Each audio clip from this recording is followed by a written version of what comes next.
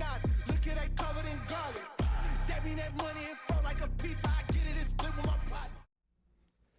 All right, guys, welcome back. Welcome back. So we are back. It is me and Mac, and our first episode went really, really well. I'm very excited of what we're doing here. I wanted to just start off by just talking about the responses that we got from our first episode.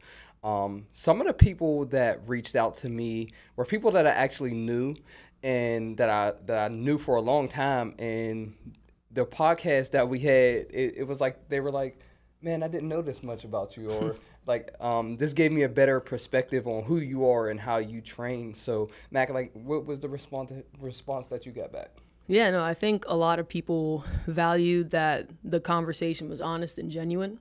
And I think a lot of people were tired of kind of like that self-help Yeah. feel. Like it felt like something was missing from it. And I think allowing people to see a little bit more about our journeys and, what's going into these philosophies and beliefs kind of like opened it up to where it feels more like a community now. Yeah. So I'm really excited. Yeah, I'm super excited.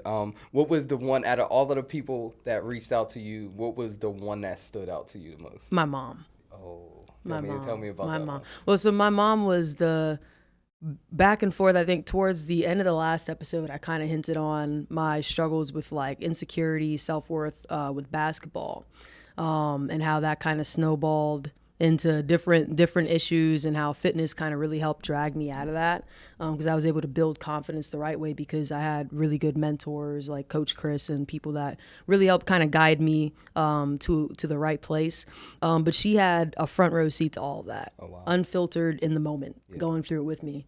So for her to kind of like listen to it, see where I'm at now, I think it was special. It was nice. Wow. It was nice. Wow, that's amazing. That's amazing. These were people that like we talk to on a daily, and you never understand or really realize their perspective on what you're going through until they see it somewhere else, because I think especially with our parents, they're in it with us. Me being a parent myself, I'm always in a struggle, and not a struggle, not like saying like it's the worst thing, but you're like when your child is going through something, you're going through it too. So that's really cool that your parent, like that your mom got to see us have these conversations. So that's so awesome. I think for me, the biggest one that I got was there's a guy in our run club. His name is Martin, but we call him Goose. And one thing that stood out to me that I thought was so amazing is that he reached out to me and he said, "Hey man, I didn't know a lot of this stuff about you, and it also gives me inspiration knowing that you were a bigger guy and that you reached where you're at now." And I think a lot of people see me now and they don't realize that like I was such a degenerate. Like at times, like I would smoke, I would drink, I would do all of these things, and then how I changed my life over to fitness.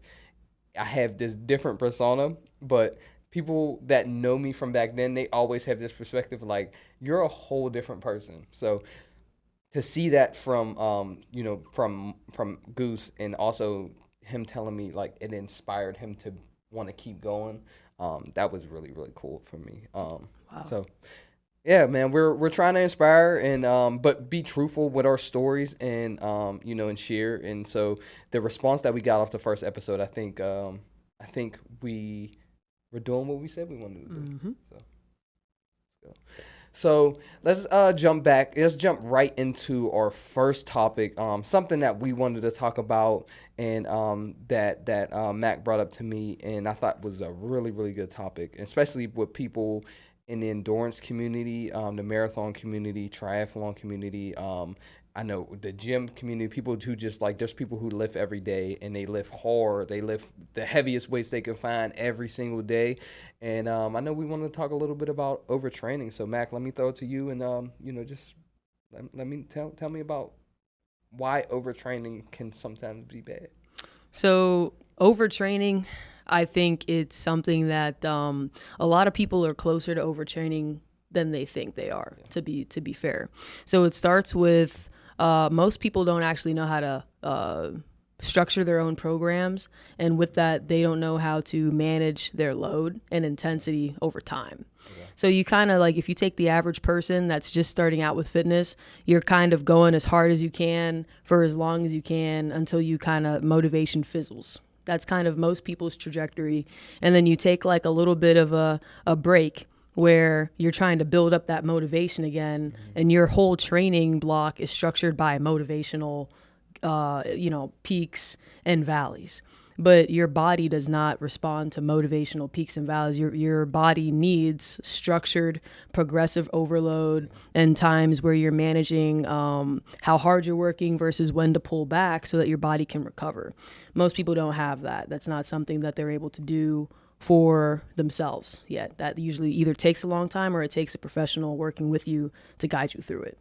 But with that being said, most people end up at some point then overtraining. So they start having, the mood swings, they're getting less sleep, or their performance is dropping off and they aren't really sure why it's decreased. And it can lead to some pretty not good outcomes, but at the very least, it's definitely stalling their progress going forward. And it can be a very frustrating experience as well if you don't know what's happening and don't know that it's overtraining, because then it can actually start to almost, you feel like you have to try even harder, which then drives you even more into that overtraining category. So I think the biggest problem is a lot of people aren't aware of the signs of overtraining, and people don't know how to structure their routines to avoid it. But definitely a common thing that I see. So one thing that struck me is you said like the graph of like overtraining and how you can see it. So especially for endurance athletes, if you have a Strava, if you run, you have a Strava pretty much. Except for a couple people who just run without a watch and run without like posting on social media. I strive to be like that one day, but if I run, you gotta see. I'm posting it, but There's on Strava, it actually shows your weekly mileage. Okay. And for me, that struck with me because you can literally see those motivation peaks. So you'll have a 20-mile week, and then there'll be a 40-mile week. And then it'll go back to 20, and then you'll have a 50-mile week. So if you're an endurance athlete, there's so many tools that can, if you're noticing when you're in these patterns, you can notice, unless it's in your training. Now, if your training is you have a really, really high week, and then you have a deload week, that's a lot different. But I think that if you don't follow a training plan, it's easy to see when you're heading in that wrong direction of being overtrained and then just being severely undertrained as well. So Matt, how do you find a sweet spot in there? Because like I said, for me, and I'm only speaking from my perspective, there's times where I'm so highly motivated one week, and then I'm in the undertrained mode like the next week, but I can't find that sweet spot that can kind of keep me in a level training to leading up to an event. So where would you say, how would you find that sweet spot right in the middle? Because most people have a job, most people have kids, most people, are dealing with whatever they have outside of the gym, and it can take you away from your actual goals. So what would your advice be to find a sweet spot, or how do you find a sweet spot? I would say someone can find a sweet spot two ways, and one is a lot longer than the other way. So the first way is just by experience. So a lot of people that I work with that, like, you're vetted, like you have already a good idea of how hard you can push, what week you can afford to slack off a little bit, and when you can really afford to kind of lean in and just have fun with it and go. And then you've probably already experienced what the consequences of that would be. Yes. So that should go, like, let me be clear, there would be consequences regardless, and the severity of those consequences and what they are is going to differ from person to person. But usually that comes with experience, and you kind of already have that intuitive knowledge of yourself and where you're at in your fitness journey. The second way, which most people don't have unless you have all that experience, I would recommend people ease in. It should be build up very, very small wins, because it's easier to ramp things up after you have already seen how your body responds after a while than it would be to go full speed ahead, and then you have to kind of rein yourself in because something forced you to stop. So that's what I would say. I think there's nothing wrong with a nice, steady, easy ramp up. I don't know why people sometimes, like, I know people are excited and they're motivated, Right. but motivation is not alone what gets you where you want to be. You got to be smart about it. Yeah. And I think also to that point, the more work you put out or the output that you put out, like especially, I mean, a common theme is just posting. I am guilty as charged when it comes to showing you what I've done today. Like you will see if I did a workout, you will see it. But I think part of it, especially looking at my own journey, if I have a 20-mile run on a random Sunday, it feels so good that you're like, I know for a fact I just gave 100% and I just did my thing all before 11 o'clock. And now I can, it's kind of like a endorphin release because you're just like, I did all of this before 11 and now I can do X, Y, and Z. And then that next weekend when you don't, you're like, you feel bad because you're like, last week I did it. How come I can't do it again? Right. And, the reality is, does your week call for that? And especially if it's an easy workout versus a hard workout. Because if I did 20 miles at a hard pace, you're going to feel like, oh my God, like I'm Superman. But the next week, if it's like at a 10-mile pace or 15 or whatever, you're in your zone 2 all week, you're like, you feel like crap. Even though you still did 20 miles, you still feel like crap because you're like, oh man, I know I could do better. So, Matt, walk me through your advice. Like I come to your office and I say, hey Mac, I want a training plan, but here's the deal. I can only train at 6 a.m. in the morning, and if I don't hit this goal, it's going to throw off my whole schedule and I can't take my son to school. My wife got yoga class at this time. What advice do you give to this person? If you're a busy person, busy professional, busy athlete, busy whatever, then you need to be microdosing your training. So there's this thing called the minimum effective dose. Okay. And it's basically like how much bang can you get for your buck? If you have an allotted number of minutes a week where you can commit to, what can you accomplish in that time frame, and how do you go about it to where you're not having to spend 2 hours in there for a little bit of extra muscle mass or strength?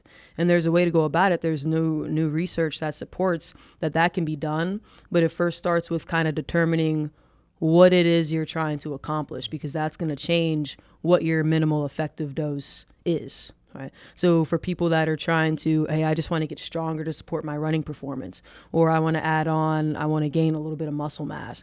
Those are two separate goals. So it's going to change a little bit of what that minimum effective dose for you is and what that looks like on a week-to-week basis. But that would be kind of the approach that I would recommend for people, because we're talking 1 to 2 sessions a week, 30 to 45 minutes. And as long as you know what your goal is, we can set up the intent behind the training to make sure that you're hitting a level of stimulus for your muscles to actually adapt to. Yeah. I like that. But I think that's one of the things that I struggle with personally is, for example, training for a triathlon was one of the hardest things that I've ever done. And mainly because you're swimming and biking on any given day, you're swimming and running on any given day, you might be doing all three in one day. So I would say during I want to say maybe a 5-month training block. There was so many ups and downs with this training block, but I would say days off, real days off, 4 that I didn't do anything, right? And some of those was closer to the race when I just actually was traveling, because it was in California. So I was traveling to the race, so I just literally couldn't do anything. And I think that I like to say, when anybody asks me about that moment in my life, I always say that I was like on this endorphin high at that point, because like every day I was doing something. I was training hard. I was just going for it. And coming off of that block, getting back into training, I realized that I was so burnt out, because I realized that every day I did something. Literally every single day I did something. So I guess for me, how do you talk to your clients or anybody who needs advice about burnout? How do you talk to them and let them know that one, overtraining is a thing, but two, if you're going for a goal as big as a triathlon, 70.3 or a full Ironman, when is overtraining needed versus when should you pull back? So rest is strategic. It's a part of the plan, and it's a part of something that's designed to be included in your program so that you can perform your best when you go to these events.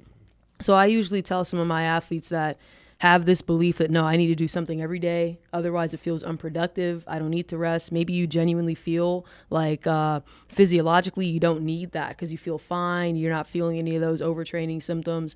And to that, I say to them, like, your favorite athlete takes a rest day. Yeah. I guarantee it. They don't even just take the rest day. They might have someone come and do recovery. They're paying to maximize their recovery and rest. And that's a part of their strategy, just like anything else.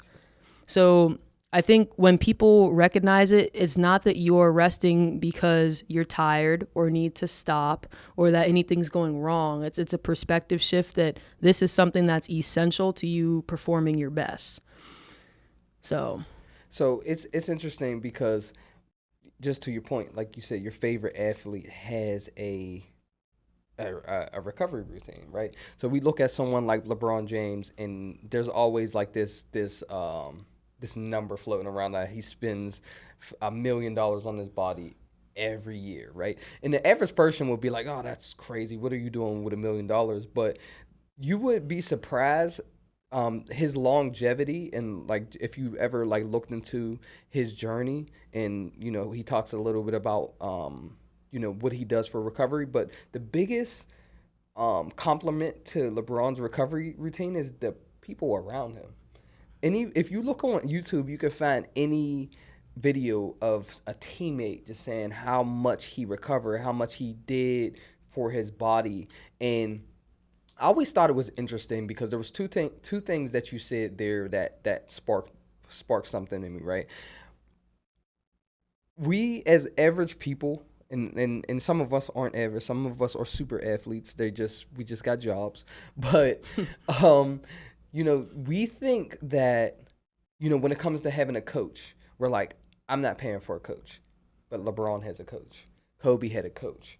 All of these people that we look up to had a coach. So I think it's kind of like counterproductive when we're like, I want to be the best in whether it's powerlifting, whether it's training, whether it's, running a marathon, triathlon, and we're like, but I'm not taking no advice for anybody else. When the people that we look up to have whole teams surrounding them, giving them advice.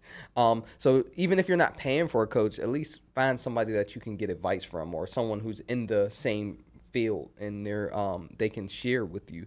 But two, just the rest and recovery. We go 100 miles per hour, and I would say for me as a dad, as a husband, I am always on the move. I am, whether it's working in my different companies, whether it's working with coaching my son's soccer team, whether it's working at my job, whether it's me and the wife doing something with her fitness class. Like, I'm always moving. So to find that time to train is hard, but to find that time to sleep is even harder, right? So after the triathlon, I got a device called Whoop. So I have it right now. This is the Whoop strap, and you can get the Aura ring, or I know Garmin sells a heart rate monitor. Even your Garmin watch, I think Apple Watch does it too. You can track your sleep. And one thing I found is, Mac, I don't sleep. I don't sleep at all. I think that the most sleep I get is about 4 to 6 hours. Phew. 4 to 6 hours. Like, I'm being honest with you. Now, that's with me tracking it. So let's take it back to when I did the triathlon. I knew I didn't sleep. Like, that whole time when I was training, I was probably running on maybe 2 to 3 hours at most. right? So I had a good friend coach me. His name is Kyle, Organic Ironman, and he coached me through my first 70.3, and I would sometimes send him my sleep. Like I would send him like, hey, like, and not because I couldn't track it at that time, but I would send him my like hours of sleep and when I clocked into work and stuff like that, and he would just be like, bro, you have to sleep, like you have to sleep, right? I didn't understand the importance of it. Now take you back, fast forward to after the triathlon, everything's done, and now I'm like, okay, I really really need to sleep, so I got the Whoop, and then I realized that my habits were so bad in sleeping that I'm thinking to myself, I probably underperformed in my triathlon just because I never got to peak performance because I just didn't have time to recover. So, Matt, give me your insight on like why recovery is so important for training. Like, Yeah, so sleep is where all the important stuff happens. So we like to attribute a lot of stuff to our training because that's the stuff that we're awake for, and it's hard, and you feel that effort going into it, and you see it, and you can track how the numbers are improving. You can track your mileage, and that's stuff that we see. When we're asleep, we don't know anything, but that's where everything is happening. The adaptations, the growth, and your body quite literally learning to develop new patterns so that you can reach a new level of performance. That doesn't happen when you're awake. It all happens when you sleep. The smaller window that you give it to actually do that, that's hurting your performance. And then it also goes in the opposite direction as well, to where now you have less, that recovery also happens within that window. So the less opportunity you have to recover, now you're just breaking your body down repetitively, and you're not allowing yourself time to heal, recover, develop new adaptations. So then you head towards injury.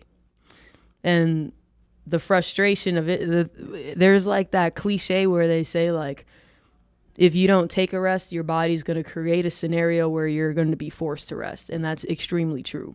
And injuries happen regardless of, you could have the best program in the world, you could have the best regimen in the world. Like, look at Olympic athletes, NBA, NFL. They have, like you said, entire teams worth millions of dollars worth of preventing these things, and they still happen.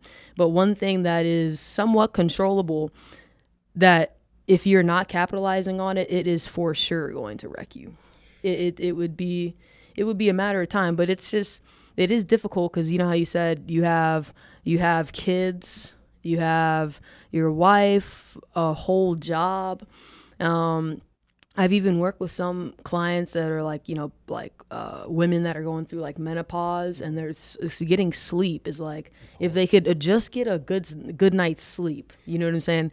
And to that I say, you can't control everything. I know you can try your best, but then you can look at what are some other free ways that you can enhance your recovery, at least give your nervous system like a chance to temporarily settle down. Even if it's not going to replace a full night's rest, but what can you do for free? So that's like breath work, meditation, even if there's like a very low stress mobility or yoga routine, just something that can even be microdosed, like just how we were talking about. You can microdose those things as well. So just finding anything that can kind of help alleviate any sort of stress and help your central nervous system settle down a little bit. There are some free ways, and it ain't gonna be 8 hours of rest for some people. Like, I can acknowledge that, but it's got to be something. I think it's so hard. I mean, and as I get older, I'm realizing that sleep is something, and like you said, your body will shut down. There's times, literally, like, so when I was younger, I would stay up for 2 days. I'd just be like up playing Madden or something like that, and I would just stay up for 2 days and then just be okay, like go to work like nothing happened.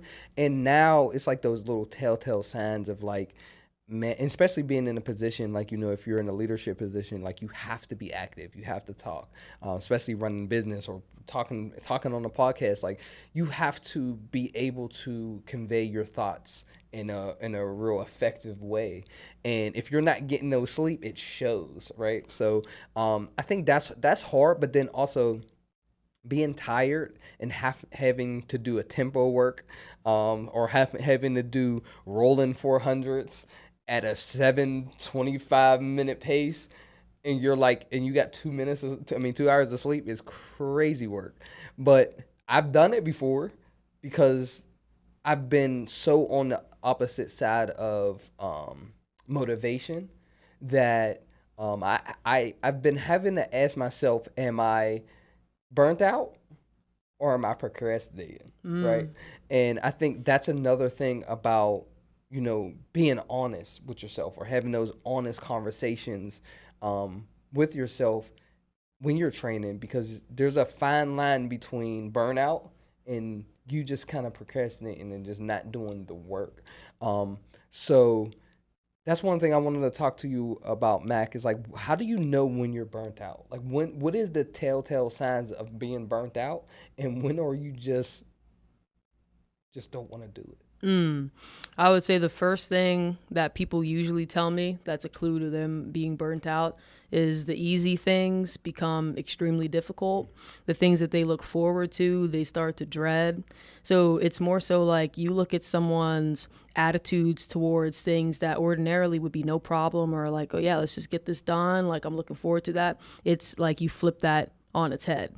And you would look for it to be somewhat consistent. So this would be very different from coming in just because you had a bad day and you're just not feeling it that day. Like, we're looking for some reason, it's usually unexplained at the time, you were just not with it. Yep. You're not with it. You can't muster up the motivation, even though this could be a highly motivated individual. It ain't happening. And it's frustrating for them for sure, because of course you're there and you want it to happen and you want to perform your best, but your body knows that you need a second, you need a little minute. So burnout is something personal to me because I don't know where my limits are. And so with me being in a position where I come from, get into cycling, get into endurance sports, I don't know where my limits. So I'm always trying to test out, like, where is my limits? Where can I go? And I always end up like 6 months straight down this path, and then I immediately hit a wall. And then I'm like, okay, when I get to that wall, I've built so many of my habits around this unhinged passion that I have that I'm like, what do I do with all of this, right? So, I'll give you an example. Last year, I was doing I was training for the triathlon. And I was doing marathons, and I was doing half of marathons, and my year is full. Like, it's hard to find during the summertime. It's hard to find a weekend where I'm not doing something. And usually it's a marathon or a run or X, Y, Z. And then of course, with the run club, like I'm always doing something. But I also was on carnivore, and I wasn't getting the proper carbs that I needed to do all of these things. So then I became very attached to the idea that I'm just taking in carbs. Or not carbs, I'm taking in protein. And then I hit burnout, right? So then I'm attached to this terrible, I wouldn't say terrible, but this sport that I'm like, I absolutely need this sport to make me feel like I'm doing something, but then I'm not even gaining the proper nutrition to continue on doing what I need to be doing. So like, how do you pivot when you're in those moments? How do you get to the point where you're like, okay, I notice where I'm at and where I need to get to get out of burnout? How do you pivot in those moments? First of all, 4 hours of sleep, unhinged passion I'm glad you used those words together, because it is unhinged, and that's crazy. Yeah. That's insane. And I want to make sure you know that.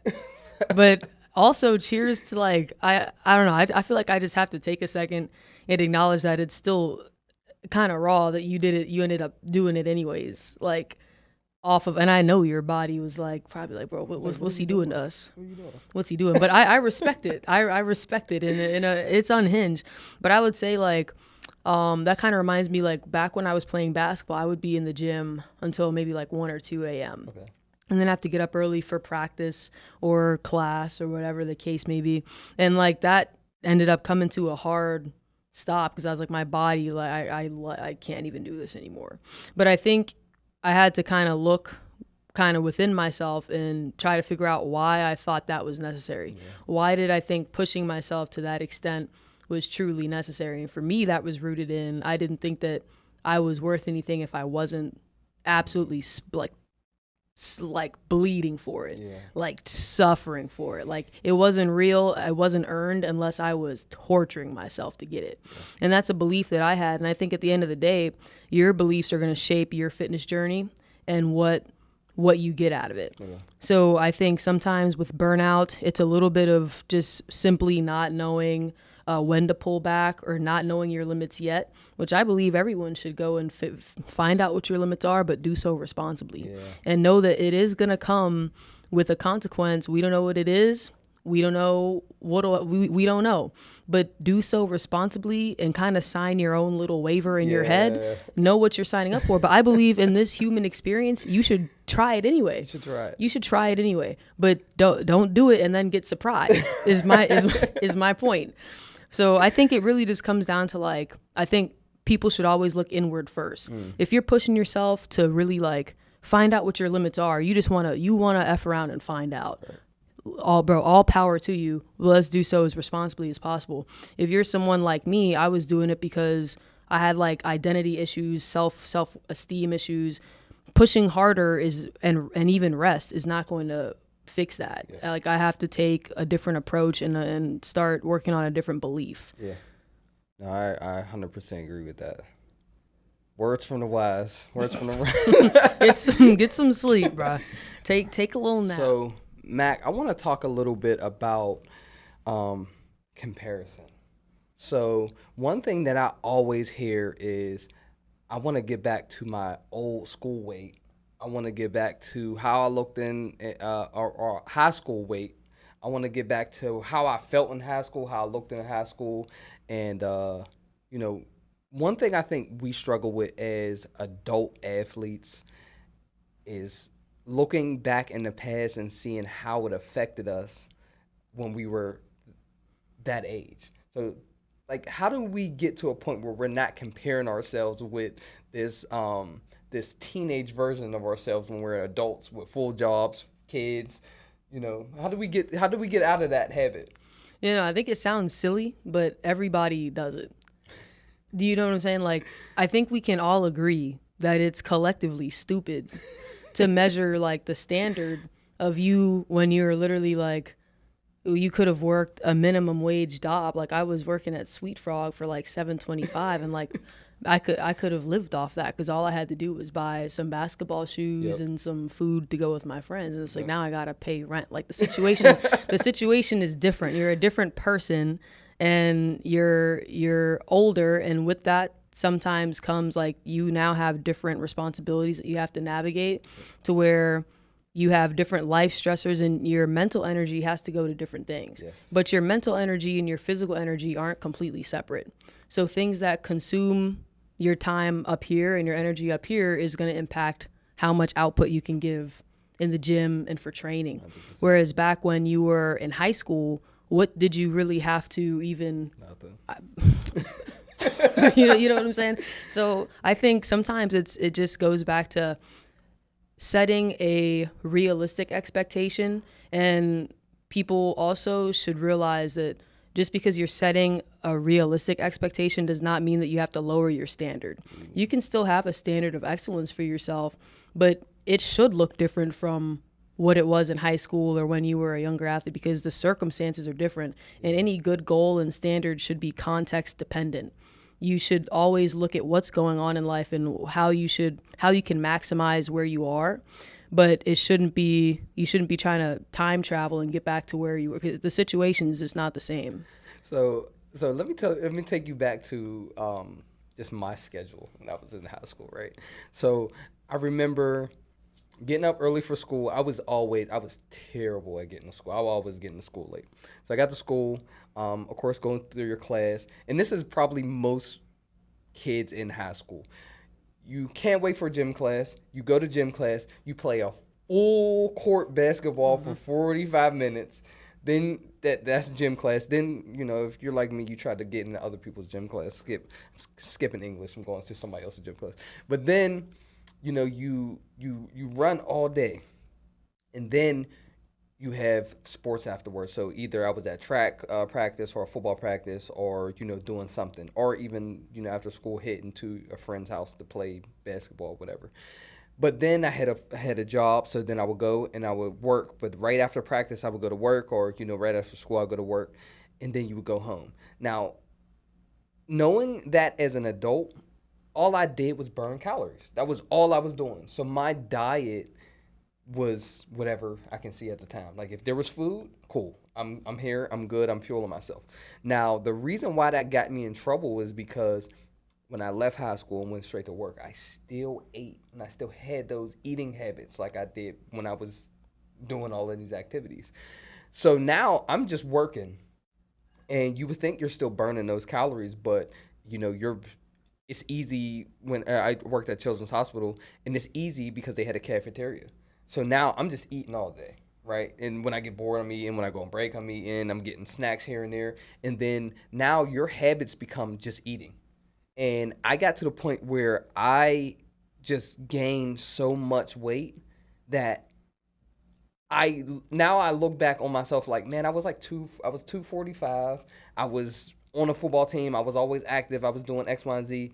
But those habits didn't carry over properly when I left high school. And I think that's what people don't realize, is that like when you leave this period in your life, you have to adjust. And I think that's one thing that people struggle with, because they're like, I was still doing the same things. And it's like, that's the problem. You're still doing the same things. Mm-hmm. So, how do you get that same mindset of switching when it comes to switching your mindset when it comes to adult life? Because now it's different. I always make that comparison, is like Instagram is just high school with no doorway, right? And you still have on Instagram, you still have your popular kids, and you have your jocks, you have whatever. But now it's not an in-person comparison. Now it's even worse, because now you can wake up out of your bed and just start comparing yourself immediately. So what would you say the difference, or what would you say how can we get out of that mindset of comparing ourselves to other people? Yeah, I don't think comparison in and of itself is necessarily a bad thing. I think in some way comparison can lead to like inspiration. Mm-hmm. And I think that it can kickstart a little bit of like looking internally and seeing, well, wonder what I can do for myself. But on the opposite end of the spectrum, without context added, then comparison is probably like an absolute wrecker of adult fitness. Wrecks the journey before people can even really get started. Puts beliefs and ideas in your head about what your fitness journey should be. Sets you up on a trajectory to not succeed. So I think it's really comparison without context that gets people into trouble. So I see your posts about running and I'm like, I wonder if I should run now. The answer is no. For me, but still, I mean, like I can look at it and be like, oh, I wonder, like, I wonder what can I do to like kind of push myself, or like, I don't think it's inherently bad. I do think social media exacerbates it a ton, but I think the most important part is like people, like I think to address that and not let it go down a slippery slope, people have to add context. You have to add context, but I think that's why social media sucks in this case, because you don't have any. People allow you to see whatever context they want you to see, and they can paint whatever picture that they want. So it's not always the full story, which is where I think a lot of people get a little bit twisted. But I think high performers struggle the most. Yeah. I agree. So here's a very interesting point about being around high performers. And I always have this perspective about myself, right? So I am, if we're talking about running, let's just talk about running. I'll give you an example where I always place myself when it's about running. I can run with a 10-minute mile pace runners, but I can also run with the 7-minute pace runners, right? And I always find myself in the middle when it comes to like running. And how it gets me in trouble is that I can also chill, but then I get around some dogs and we're pushing it, right? And I think that sometimes I allow my motivation to be driven off of if I'm around the dogs that day or if I'm chill running, right? And when it comes to entering in races, you're like around these people that are like, oh, I'm gonna go do a full Ironman next week, and you're like, oh, I can do that. Why not? So you kind of like talk yourself, and you're comparing yourself into these modes where now you're 100 miles down the road somewhere where you didn't even plan on being, versus if you just stuck to your own script, how would your life play out? And I think for me, when I first got into endurance and I was trying to find a community, I was like, I just need a community. Now I have a community that I'm surrounded with, that I'm not expected to be anything other than Darnell. But before, I was around people and I was around a community, and then I would say I got introduced to triathlon way too early when I didn't even fulfill myself in running. So I think comparing yourself to others, and this is straight out of COVID, when I want to say around 2022, I didn't have the perspective of my own comparison, because I wasn't comparing myself to me, right? You know how they say you compare yourself to you, or if you're better than you were last year, you're in a good place. I was like, oh, I need to be a triathlete. And it's like, dude, you just started running. Like you can follow your own journey. So I think that's one thing about just being on your own path, because you can see me do a marathon, but that means like for you, there's a fitness convention or a fitness competition that you get into. So it doesn't necessarily, like you said, the context is that's what's for me, what's for you. 100%. So, guys, I think that's just how we're going to end it off. Don't compare yourself to anybody else. Compare yourself to yourself. If you're doing better than you were last year, you're in a good space. As always, thank you for joining us on the pod. Mac, you want to send them off with a little something? Thanks for joining us yet again, and we'll see you guys next time. Peace.